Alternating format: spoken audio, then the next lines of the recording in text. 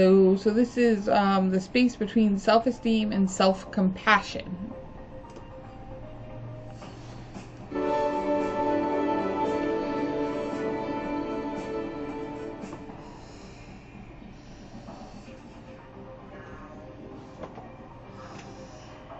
I guess you could say that I am a self-compassion evangelist. I love spreading the good word about self-compassion. I've devoted the last 10 years of my research career to studying the mental health benefits of self-compassion, and more recently I've been working on developing interventions to help people learn to be more compassionate to themselves in their lives. And the reason I'm so passionate about self-compassion is because I've really seen its power in my own life.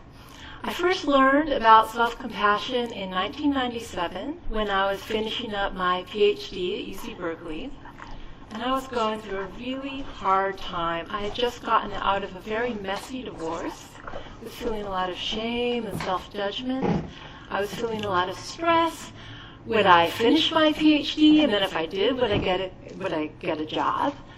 So I thought it would be a good time to learn how to practice meditation. So I signed up with the local Buddhist meditation group.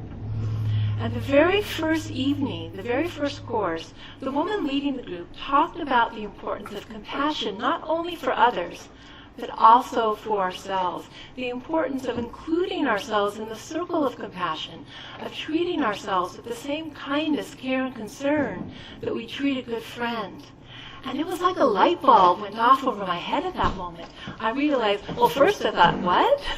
You're allowed to be nice to yourself, and this is being encouraged. But I realized it was exactly what I needed in that difficult moment in my life. So really from that day forward, I can say I intentionally tried to be more compassionate to myself, and it made a huge difference almost immediately. And then, luckily, I did get a job. I did 2 years of postdoctoral study with one of the country's leading self-esteem researchers. And while working with her, I started to realize that self-compassion offered a lot of benefits that self-esteem didn't. All right, so let me start by defining what I mean by self-esteem. Self-esteem is a global evaluation of self-worth, a judgment: am I a good person or am I a bad person?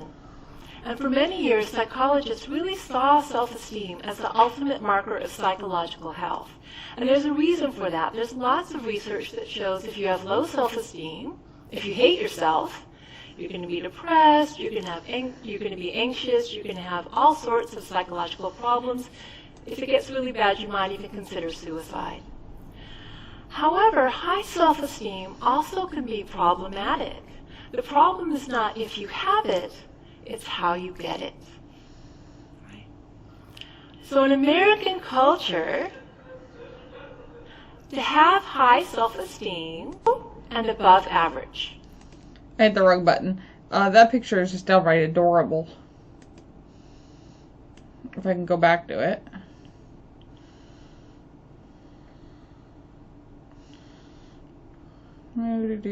There we are. That's adorable.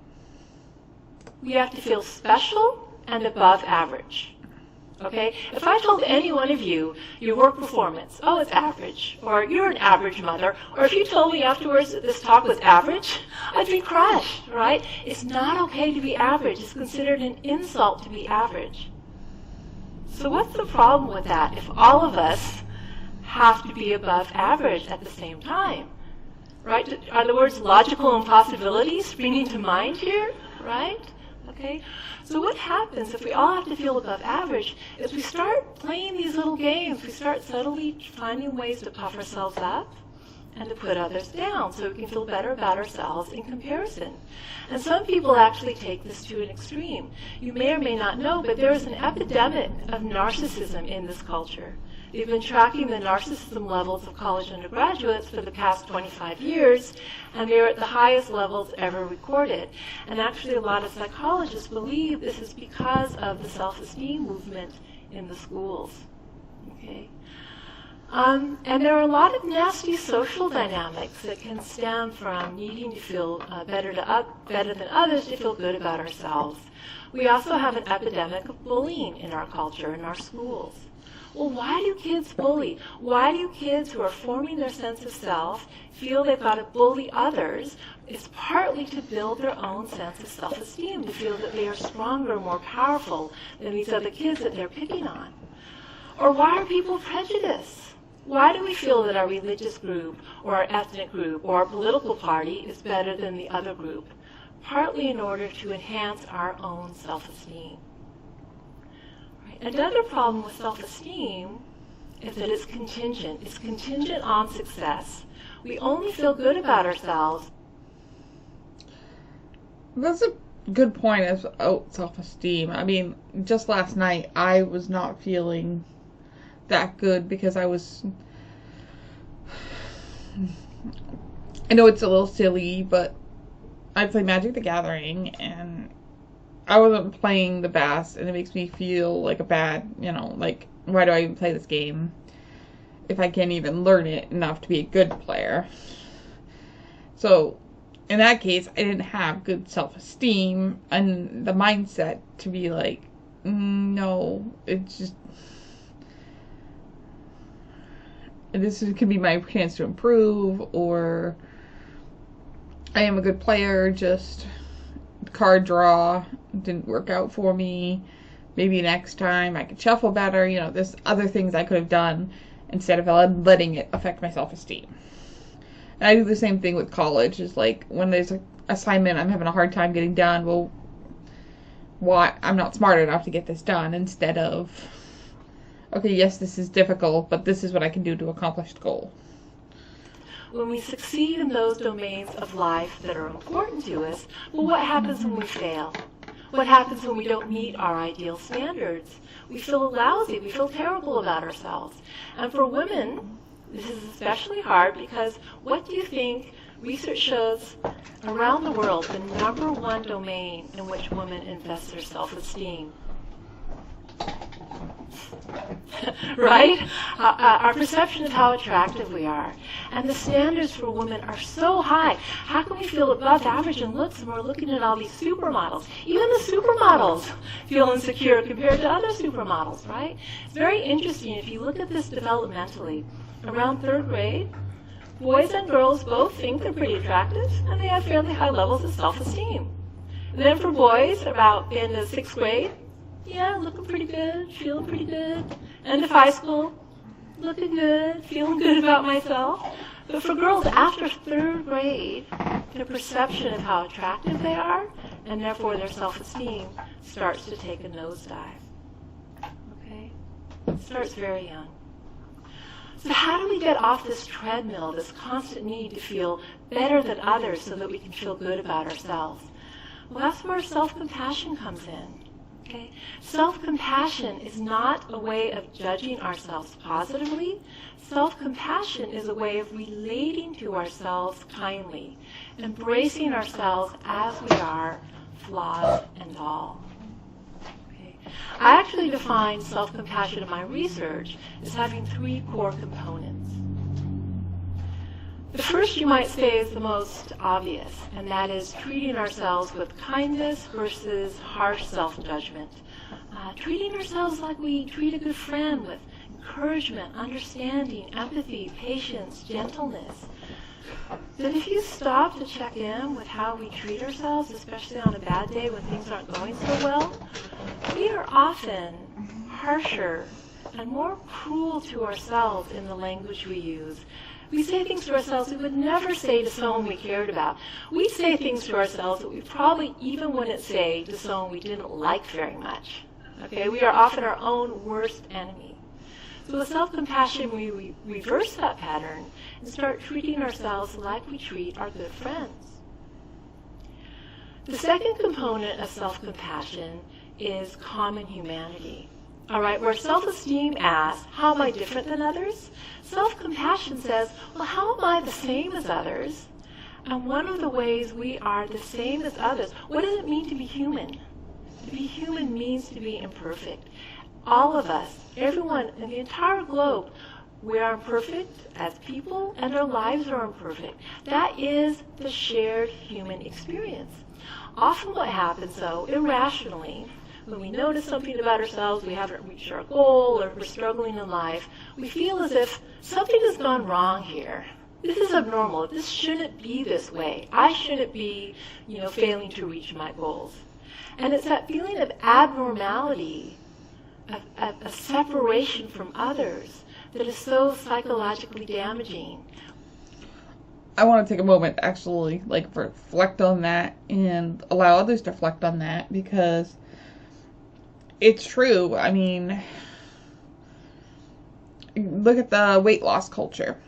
Everyone shares how they lost weight, and it's like, oh, it's just this simple. The thing is, not everything works for everybody, and to figure that out and what worked for them, they had to do a lot of trial and error. No one figures it out perfectly the first time. And same with college. Everyone had to find out what worked for them, whether it was, I have a classmate who goes to school full-time, works full-time, and then works part-time at another job. That's great for them, and they're still able to get their homework done, and that's great. But for me, doing all that, I feel like I wouldn't have time to reflect and relax, because I never wanted to have my life be just about my work, but I want to love what I do, if that makes any sense. And reminding ourselves that we're human and make mistakes is great. And I admit, this is also where having a close friend in the field or a role model comes into play, because I can talk to them about mistakes they might have made. We make it so much worse by feeling we're isolated in our suffering and our imperfection, when in fact that's precisely what connects us to other people. And then the third component of self-compassion is mindfulness. Mindfulness means being with what is in the present moment. And we need to be able to turn toward, acknowledge, validate, and accept the fact that we are suffering in order to give ourselves compassion. Now, actually, oftentimes we aren't aware of our own suffering, especially when that suffering comes from our own harsh self-criticism. We get so lost in the role of self-critic, so identified with it, so identified with the part of ourselves with the back is straight saying, you are wrong, you should have done better, that we don't even notice the incredible pain we're causing ourselves. And if we don't notice what we're doing to ourselves with our harsh self-criticism, we can't give ourselves the compassion we need. So you might be asking, why do we do it? Self-criticism, we know it's painful, why do we do it? What we've actually found in research, there's a lot of reasons we're self-critical, but the number one reason is that we believe we need our self-criticism to motivate ourselves. That if we are too kind to ourselves, we'll be self-indulgent and lazy. Okay? So the question is it true? Is it true? Actually, the research shows just the opposite. Self-criticism undermines our motivation, and here's why. We criticize ourselves. Before she gets into the reasons why here, I think what happens is when we criticize ourselves, we believe we can't do it, so then we give up. Whereas if we're kind to ourselves, we're more likely to get back on the horse, so to say, after a mistake. But let's see what she says. I'm going to go back a little. Lazy. Okay? So the question is it true? Is it true? Actually, the research shows just the opposite. Self-criticism undermines our motivation, and here's why. When we criticize ourselves, we are tapping into our body's threat defense system, the reptilian brain. Okay, this system evolved so that if there was a threat to our physical person, we would release adrenaline and cortisol and prepare for the fight or flight response. Now, the system evolved for threats to our actual bodily self, but in modern times, typically the threat is not to our actual selves, but to our self-concept. So when we think a thought about ourselves that we don't like, that's some imperfection, we feel threatened. And so we attack the problem, meaning we attack ourselves.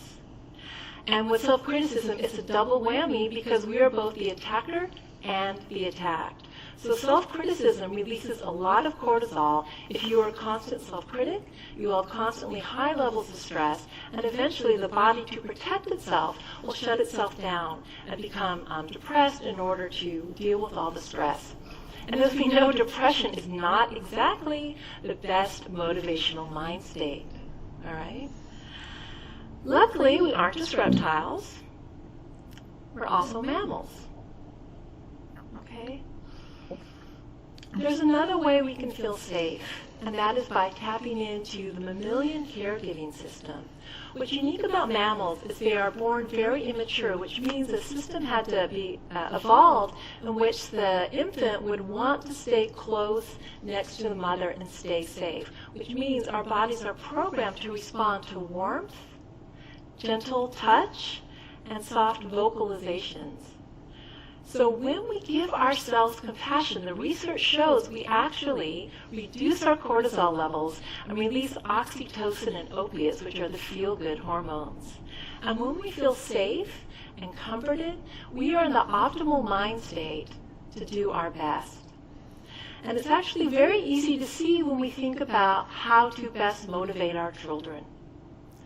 So let's say there is a father whose son comes home from high school with a failing math grade. The father has two different ways to try to motivate his child.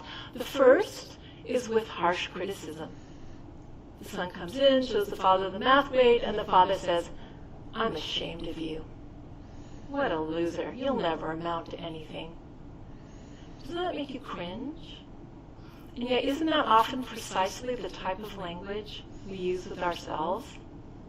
And what's going to happen to that son? Will he try harder? Well, yes, he will for the short term, but eventually he's going to lose faith in himself. He's going to become depressed, and he will become afraid of failure and probably give up math because the consequences of failing again are just too dire.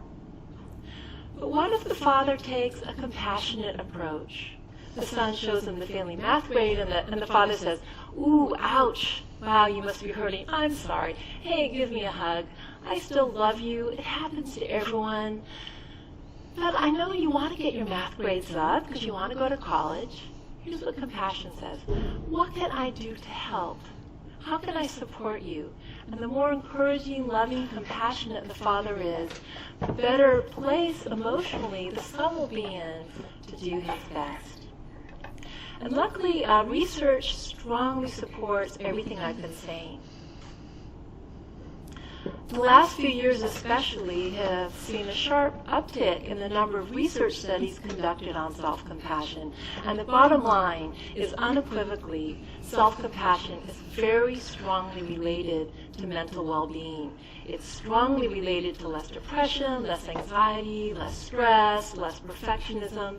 It's equally strongly related to positive states like happiness, like life satisfaction.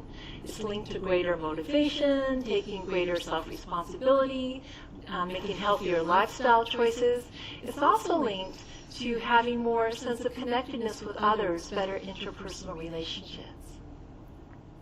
We've also done some research comparing directly self-esteem and self-compassion. And what we find, what you can say, is that self-compassion offers the benefits of self-esteem without the pitfalls.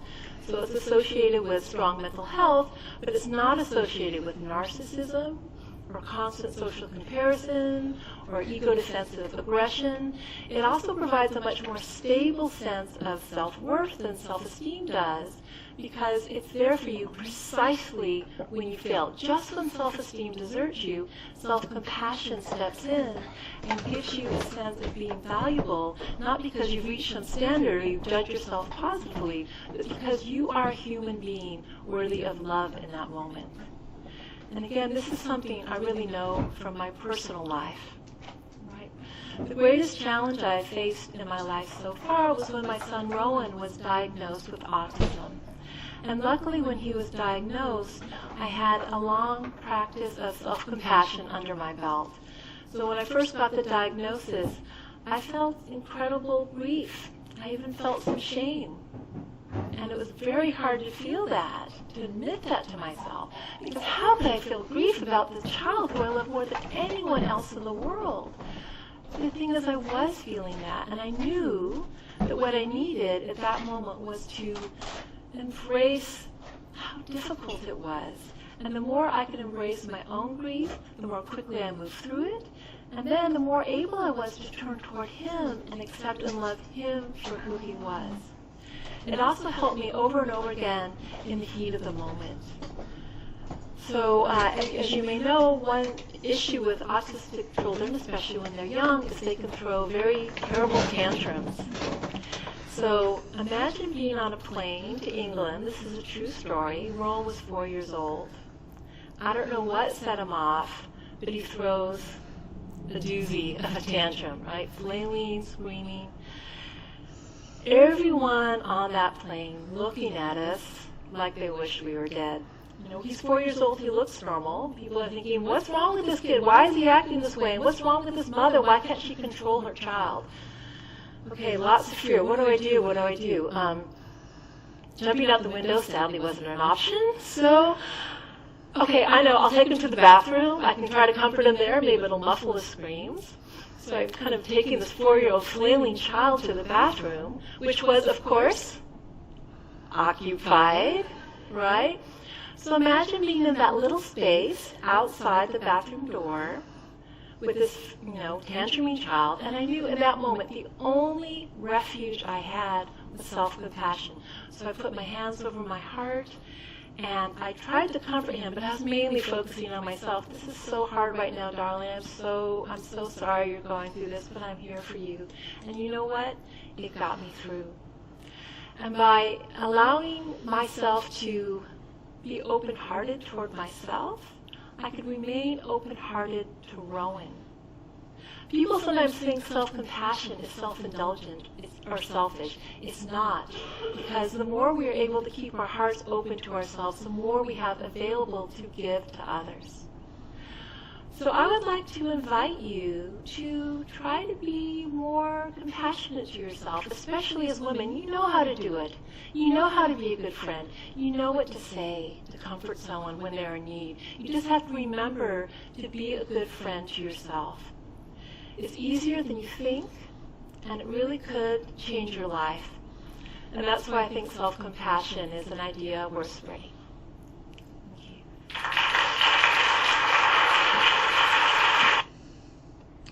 So that's it for this video. I hope you enjoyed it.